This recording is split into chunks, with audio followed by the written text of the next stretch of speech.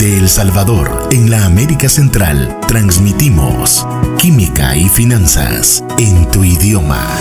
Un espacio en el que descubrirás la importancia de la química en las áreas de la vida cotidiana, farmacia, salud y hogar, al igual que las finanzas. Consejos prácticos para estabilizar tu economía, aprendiendo sobre el ahorro, inversiones, presupuestos y planificación en casa o en tu negocio. Con ustedes, los licenciados Vilma Aguilar y Armando Hernández.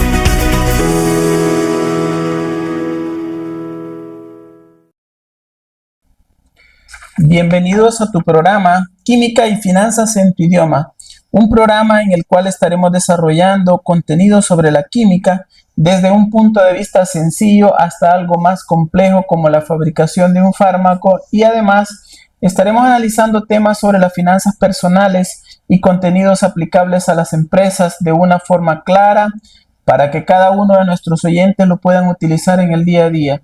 Somos Vilma y Armando y es un gusto presentar en este programa el tema la automedicación, el cual nos estará desarrollando la licenciada Vilma Aguilar, para quien le doy una cordial bienvenida. Buenas tardes, Vilma.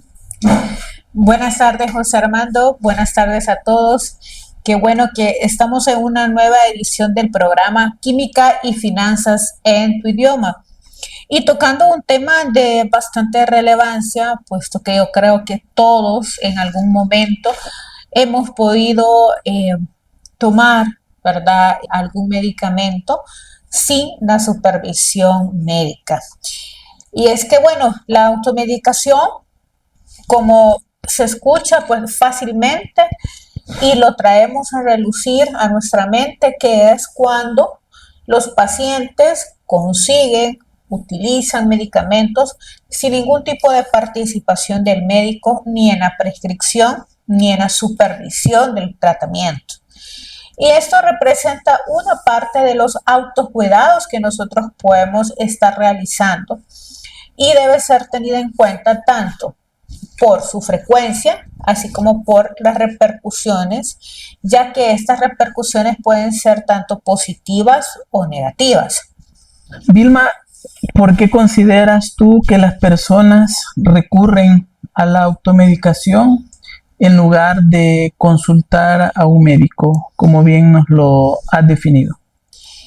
Bueno, hay muchos factores. Podemos ir desarrollando cada uno de ellos, pero entre los más importantes son, muchas veces, por el tiempo, por el factor también económico, nosotros no acudimos a un doctor, sino que hacemos lo que se hace mucho más rápido, y es que tenemos a disposición diferentes medicamentos que pueden resultar hasta un bajo costo si, por ejemplo, lo adquirimos en el mercado.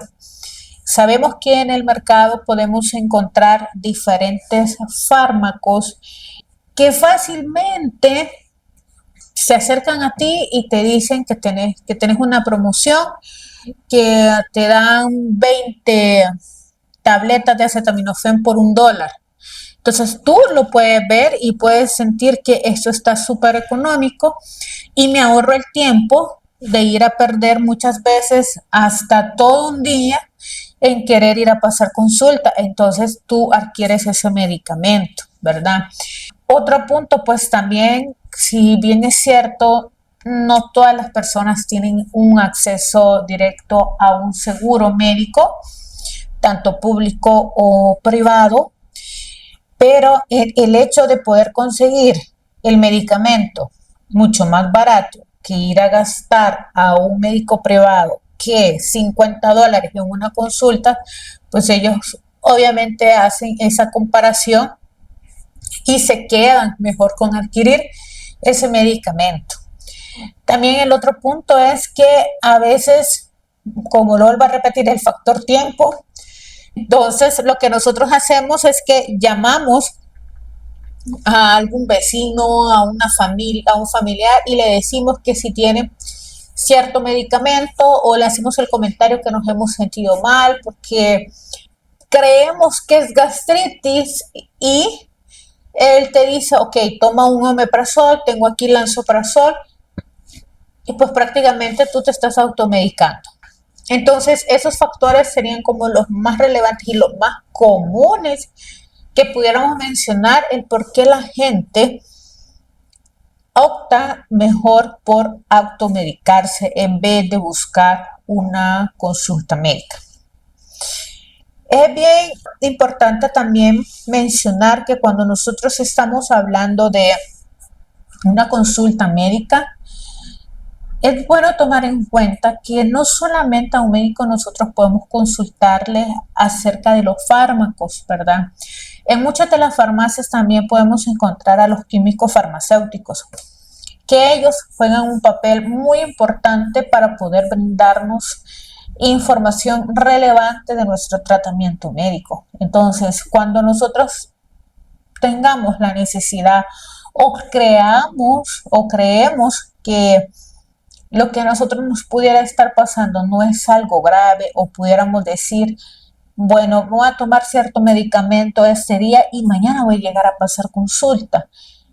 Entonces, si tú tienes un médico de confianza o un farmacéutico de confianza, pues yo te aconsejo de que puedas hacerle la consulta, ¿verdad? De que si es necesario o que si está bien, que puedas optar por ingerir cierto medicamento antes de llegar a pasar consulta. Pero siempre es bueno recordar que ante todo podemos hacer esto, ¿verdad? De que un día nosotros lo evitemos que por el factor tiempo o por lo que tú quieras, pero ya después es necesario que podamos buscar la atención médica para que pueda validar qué es lo que nosotros pues estamos consumiendo.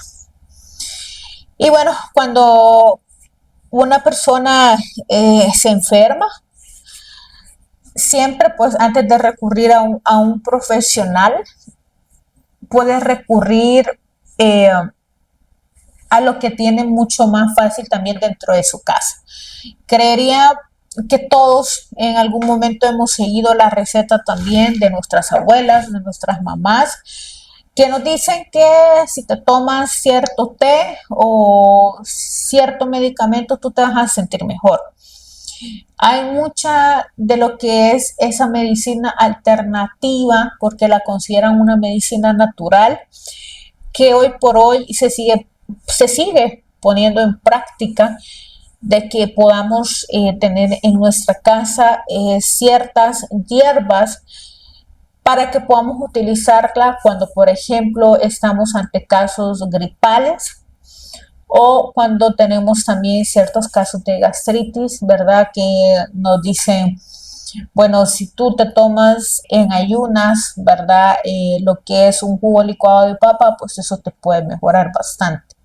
Si bien es cierto, muchas de ciertas prácticas naturales que son consideradas dentro de la medicina alternativa pueden tener su validez científica, llega un punto en que tú tienes que valorar si lo que te estás tomando realmente está ayudando, hay un beneficio, o es necesario que también llegue la consulta médica, porque sabemos que hay casos que pueden llegar a complicarse si no estamos tomando la dosis necesaria y el medicamento ideal de acuerdo pues a nuestra patología. Y es muy importante también que podamos mencionar dos aspectos fundamentales para poder comprender un poco lo que es la importancia de la automedicación. Y es la frecuencia.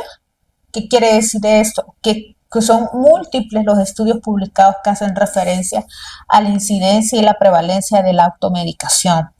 Una primera aproximación nos dice que más del 50% y hasta el 90% en algunos casos de los problemas de salud no llegan a los profesionales y que un alto porcentaje de los mismos se recurre a algún tipo de automedicación. Según estos resultados, en más del 95% de los hogares existe al menos un medicamento con una media de medicamentos por hogar superior a 10 que se guardan generalmente en un lugar específico, es decir, nuestro botiquín que nosotros tenemos en nuestras casas y de los cuales un porcentaje nada, realmente nada despreciable, procede de la adquisición directa sin prescripción. Asimismo, pueden existir también algunas investigaciones que han puesto de manifiesto que más de la mitad de las solicitudes a las farmacias de medicamentos como analgésicos o antibióticos se realizan sin prescripción. Por último, también podemos mencionar que en los últimos 15 días y en más de la mitad existe también algún caso de automedicación. Los síntomas que dan lugar con mayor frecuencia a la automedicación son los dolores de cabeza, los dolores de espalda, la fiebre, la tos y los problemas gastrointestinales como la diarrea, el estreñimiento, la acidez. Y estos grupos farmacológicos son los que son más altamente consumidos como automedicación y están encabezados como los analgésicos, los antiinflamatorios, seguidos de los antibióticos y de lo que son los antigripales y todo lo que le sigue como laxantes y antiácidos. Entonces, ¿por qué recalco esto? Y es que, si bien es cierto, nosotros podemos tener en nuestras casas un botiquín, porque no es nada malo que tú dispongas de un botiquín, y es más, los botiquines los venden en las farmacias que casi siempre te incluyen, ¿verdad? Medicamentos que son claves a la hora de presentarse alguna emergencia en la madrugada o medianoche, que te levantas con un dolorcito que es tolerable, ¿verdad? Pero te sientes un poco mal, entonces tú te tomas ese medicamento y ya al siguiente día tú ya te dispones a pasar consulta o ves cómo evoluciona ese dolor. Porque yo creo que todos en algún momento también tenemos como conocemos bastante bien nuestro umbral de dolor. Entonces, tú mismo a veces te cuestionas y dices, ya este dolor no es normal. Entonces, es ahí cuando tomas en cuenta que cuando ya ese dolor no se vuelve normal, cuando ese dolor ya te está dando alarma, entonces tú mismo optas por decir, voy a ir a pasar consulta. Entonces, a tomar en cuenta que si nosotros tenemos ese botiquín en nuestra casa, que podamos estar chequeando regularmente que todos los medicamentos que conservamos en ellos, ¿verdad?, estén vigentes, y otro punto bien importante, que estén almacenados en un lugar protegidos del calor y la luz directa. Hay algunos medicamentos, Vilma, que son mucho más delicados, ¿verdad? Y mucho hemos escuchado de que la automedicación o ese abuso quizás de tomar antibióticos de manera sin consultar al médico puede generar resistencia en el cuerpo para los pacientes. ¿Cómo afecta eso? Sí, es correcto. Llega un punto en que cuando ya has tomado indiscriminadamente antibióticos, esto va a crear lo que es una resistencia a las bacterias, dificultando lo que es el tratamiento de estos. De los antibióticos más comunes nosotros podemos mencionar como la amoxicilina, la ciprofloxacina también. Entonces, si tú este medicamento lo estás tomando a veces por un proceso gripal, que sabemos que un proceso gripal no es algo que lleve una infección, pero nosotros equivocadamente tomamos la amoxicilina como que fueran dulces, lo tomamos por todo y por nada. Entonces, cuando ya nosotros presentamos realmente lo que es una infección bacteriana, ya esa amoxicilina ya no nos va a hacer nada en el cuerpo. O sea, el cuerpo la reconoció tan bien que definitivamente, ni aunque demos una dosis un poco más alta, vamos a lograr que tenga un efecto en nuestro cuerpo. Entonces, es ahí cuando ya el médico te dice, bueno, entonces tengo que yo pasar a otro antibiótico de primera generación, ¿verdad? O sea, que son un poco más fuertes, pero usualmente estos antibióticos que también son un poco más fuertes, puede darse el caso que represente efectos adversos un poco más complicados a tratar. Porque recuerden que la gran mayoría de antibióticos pues presentan cierto malestar, ¿verdad? A nivel gastrointestinal sentimos alguna cierta irritación, algún cierto dolor, pero eso se debe a que ese antibiótico, uno de los efectos adversos que te está provocando es esa incomodidad a nivel gastrointestinal, que posiblemente la amoxicilina no te lo esté dando, ¿verdad? Porque la amoxicilina es un antibiótico un poco más suave.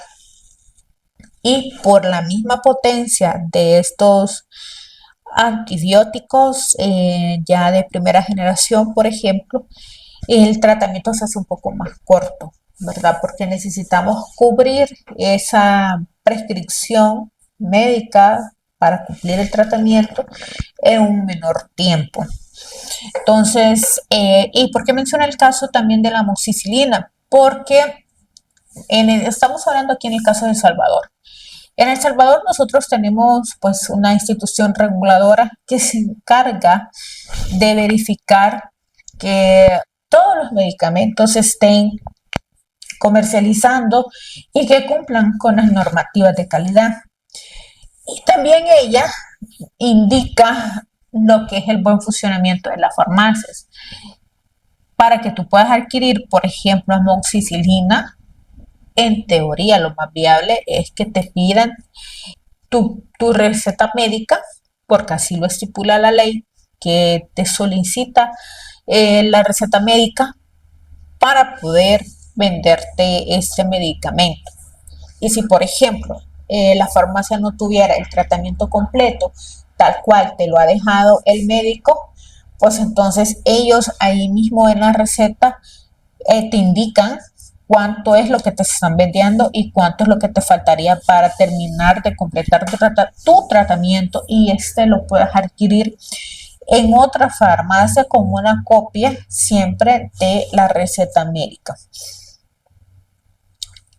Y esta amoxicilina es uno de los fármacos que más fácilmente lo vamos a poder encontrar de contrabando, ¿verdad? A veces hasta medicamento que es robado con los logos de otras instituciones. Entonces es muy importante tomar en cuenta que todo lo que nosotros estemos adquiriendo cumpla con las normativas de calidad y que también sea un producto debidamente registrado.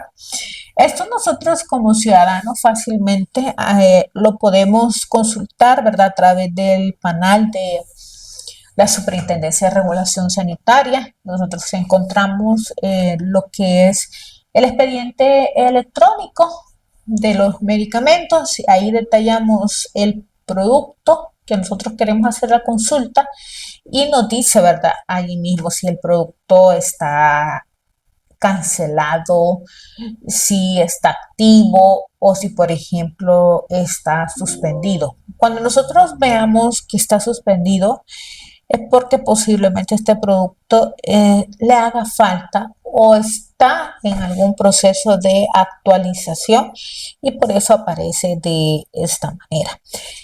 Entonces, si tú lo encuentras allí, es porque el producto sí cumple con un requisito de registro sanitario, pero si no está ahí es porque posiblemente no está siendo avalado o supervisado lo que es el consumo de ellos con la superintendencia. Pero sí es bueno recalcar que siempre lo que es todo lo que son los antibióticos, ¿verdad? Están siendo regulados por la superintendencia y ellos cada año, por ejemplo, actualizan el listado de aquellos antibióticos que sí o sí te los tienen que vender con una receta médica.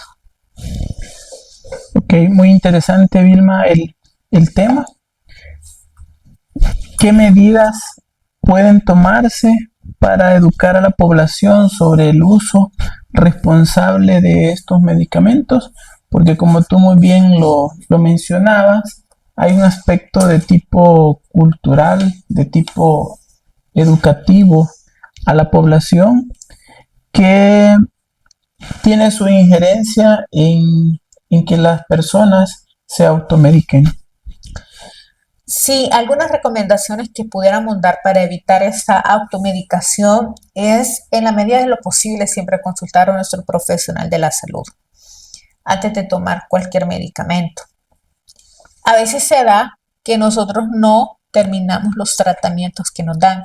Si a ti te dicen que por 10 días te tienes que tomar un medicamento y son 2 cápsulas diarias, pero por alguna razón hubo un día que no te las tomaste, entonces al siguiente día no es que vas a aumentar la dosis, sino que simplemente tú vas a alargar el número de días del tratamiento, pero siempre tratar de cumplirlo, es decir, finalizar ese tratamiento.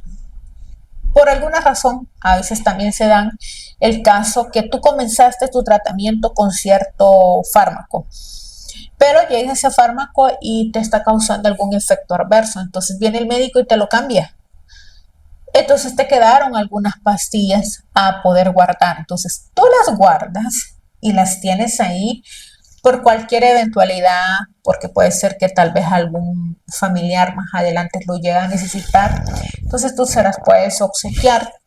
O llega el momento que a veces hay una escasez de algún fármaco y tú mismo le puedes consultar al médico. Ok, no hay de este fármaco, pero tengo las anteriores que yo estaba tomando. ¿Puedo tomarla? Entonces ahí el médico te va a dar su opinión.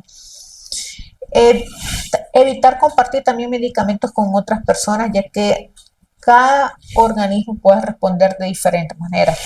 Y es el hecho de que a veces nosotros recomendamos solamente porque a mí me cayó bien, pero tú no sabes si ese medicamento le va a caer bien a la otra persona. A eso se refiere bastante este punto, de que podamos tomar conciencia de que cada organismo es diferente y lo que te cayó bien a ti no necesariamente le va a caer bien a la otra persona. Y tomar en cuenta que todos tenemos diferentes, pudiéramos tener algunas patologías de enfermedades crónicas, y es ahí la importancia de que podamos conocer qué es lo que nosotros estamos tomando, ¿verdad? Porque posiblemente pueda haber alguna interacción con algún medicamento, con otro medicamento que estamos tomando, con algún alimento también. Hay que seguir la dosis y la duración indicada.